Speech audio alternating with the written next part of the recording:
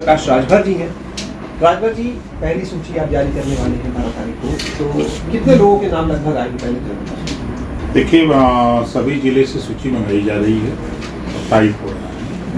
अभी तक जो यहाँ तक अब तक की जो सूची आई है वो 4 मेयर, नगर निगम, 180 नगर पंचायत और लगभग 20 नगर पालिका और लगभग 400 से ज़्यादा पार्षदों की सूची आई है और बराबर सूची आ रही है।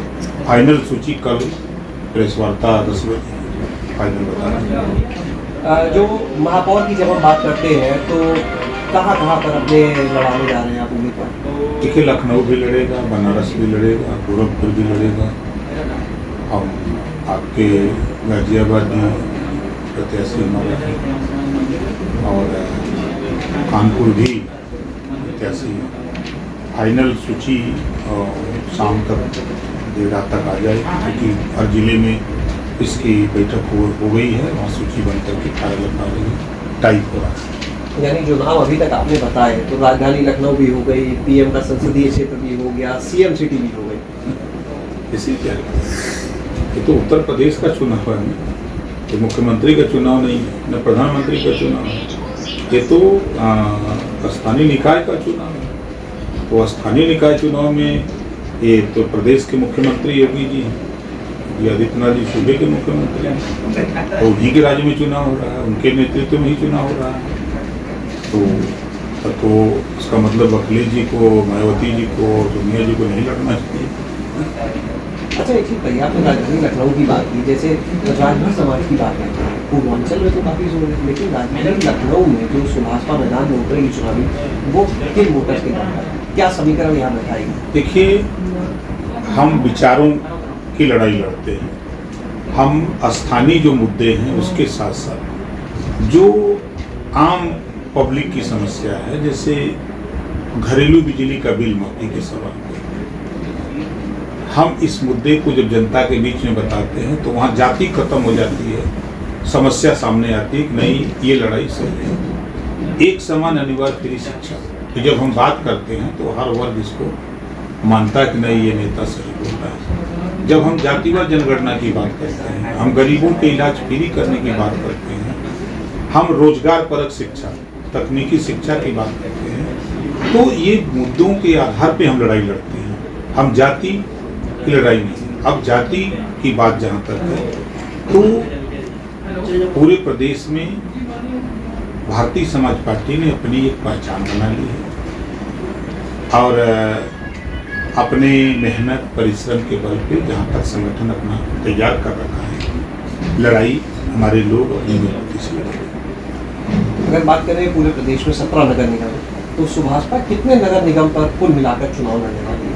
अभी देखिए 4 सूची आ गई है, फिर मैं कह रहा हूँ कि फाइनल सूची हम आपको कल 10 बजे प्रेस वार्ता। अच्छा, क्या सभी 17 नगर निगम में लड़ेंगे या कुछ छोड़ेंगे? नहीं, सब पे नहीं, कुछ तो छूटेगा, क्योंकि सब जगह हम प्रत्याशी नहीं है हमारे पास, और जहाँ जहाँ हैं वहीं लड़ेंगे। 2017 की अगर बात की जाए, जो निकाय चुनाव हुए थे, उसमें सुभाषपा का प्रदर्शन क्या रहा? के 7 नगर पंचायत हम जीते थे, सतवंती गुप्ता लार से हम जीते थे, हम मनियर जीते थे, हम रसड़ा नवासी वोट से हार गए थे, हम 7 जीते थे और 11 हम 400, 250, 125, 89 ऐसे वोट से हम हार गए अकेले अपने दम पर, जब उनको कोई जानता नहीं था। तो पूरे प्रदेश में, देश में लोग जान गए, हमारी पार्टी की विचारधारा को लोग जान गए। अब तो जहां कल तक हमारे पास लाखों समर्थक थे, आज वो करोड़ों समर्थक हो गए। अगर बात की जाए तो निकाय चुनाव में अकेले जाएंगे मैदान में या किसी को साथ भी लेके चलेंगे? नहीं, अकेले अपने स्थानीय निकाय चुनाव पार्टी ने फैसला किया कि अकेले अपना नाम करेंगे। अगर बात की जाए, देखिए सपा, बसपा, भाजपा, तीनों ऐसे दल हैं, बहुत जोर शोर से तैयारी कर रहे हैं। सपा और बसपा की बात करें तो कोई दलितों को साथ लेके चल रहा है, कोई अल्पसंख्यकों पर फोकस कर रहा है, लेकिन सभी जगह पर इस तरह की तैयारी चल रही है। चुनौती कितनी बड़ी होगी आपके लिए? कोई चुनौती नहीं। देखिए, सपा और बसपा ये दगे हुए कारतूस, ये सत्ता 4 बार बसपा की सरकार, 4 बार सपा की सरकार, ये सत्ता करके ये क्या किए हैं उसको पूरा प्रदेश जान चुका है। और इन्होंने जिन जिन जातियों को धोखा दिया है वो जातियां इनके साथ कैसे जाएंगी। इस नाते ये लोग अभी बजे 4 दिन पहले सपा के मुखिया का बयान सुना टीवी पर, हम बूथ का संगठन बनाएंगे और सूचना जारी हो गई। अभी कहाँ से लड़ेंगे, इसका मतलब संगठन उनका नहीं है। मायावती जी का बयान है, हम महिलाओं के दम पर लड़ेंगे, हम महिलाओं के बीच में जाएंगे और सूचना जारी हो गई। ओम प्रकाश राजभर सावधान रथ यात्रा, आपने बड़ी मजबूती से कार्यक्रम को दिखाया सभी लोगों ने। महिला हक अधिकार महारैली आधी आबादी वाले बीच में, हम सबके बीच में जाकर के अपनी बात, चाहे वो स्थानीय मुद्दे हों, चाहे प्रदेश के मुद्दे हों, चाहे देश के मुद्दे हों, उनके बीच में जाके हम बता चुके हैं। उनके बीच में हमारे लोग बराबर घूमते रहते हैं। डेली हम लोग गाँव में चौपाल लगा करके, नगरों में चौपाल लगा करके हम लोग काम कर रहे हैं। हम लोग बूथ स्तर से लेकर सेक्टर से लेकर लोग कमेटी अपना बना चुके हैं। और ये लोग अभी जिस तरह का बयान आ रहा है, कई लोग खाली कूटा गारो, कूटा उपाड़ो और ऐसे थोड़ा चुनाव लड़ेंगे।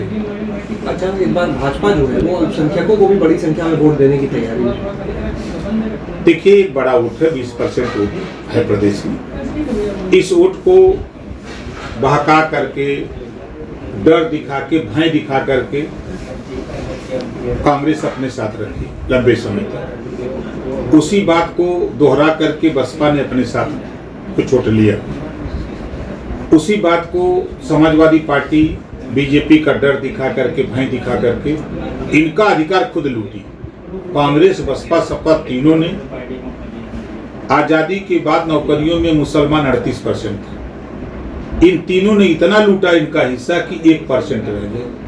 बीजेपी ठीक है, दुश्मन रही, बीजेपी ने तो कुछ नहीं किया, लेकिन इन तीनों ने इतना बढ़िया काम किया कि आज 1% भी नौकरियों में नहीं रह गए।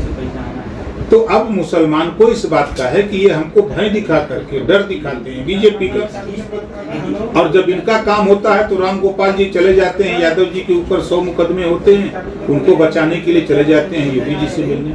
लेकिन जब वही मुसलमान फंसता है तब राम गोपाल जी नहीं जाएंगे, गुलदस्ता लेके अखिलेश जी चले जाएंगे योगी जी की, लेकिन मुसलमान के किसी मुद्दे पर वहां नहीं जाएंगे। तो ये चीजें अब मुसलमान के समझ में आ गई है कि हमारा हित कहाँ है, अहित कहाँ है। तो इस नाते अब मुसलमान भी सोच रहा है कि अब हम जिसका भय दिखाया जा रहा है, हमको बीजेपी का भय दिखाया जा रहा है, तो हम अगर उन्हीं के साथ हो जाए तो हमको डर किस बात की रहेगी। इससे सपा, बसपा, कांग्रेस को भय सता रहा है कि मुसलमान साथ छोड़ दिया तो हमारा क्या होगा। तो लगता है भाजपा साथ जाएगा मुसलमान, क्यों नहीं जाएगा? क्या एलर्जी है? आपके लखनऊ में लाखों वोट मुसलमान देता है भाजपा को, पूरे प्रदेश में देता है। ठीक है, संख्या पहले कम थी, दिनों दिन संख्या बढ़ती जा रही है, वोट देगा, ऐसा नहीं देगा। जो उनके बीच में उनके लिए काम करेगा, जो उनके विकास के लिए, शिक्षा के लिए, स्वास्थ्य के लिए, रोजगार के लिए काम करेगा, तो वो तो उसको मानेगा। अच्छा, सुभाषपा उम्मीदवारों की लिस्ट जारी कर देगी, लेकिन उनको जिताने के लिए फील्ड में किस तरह से आगे काम करेंगे? देखिए, फील्ड में हमारे लोग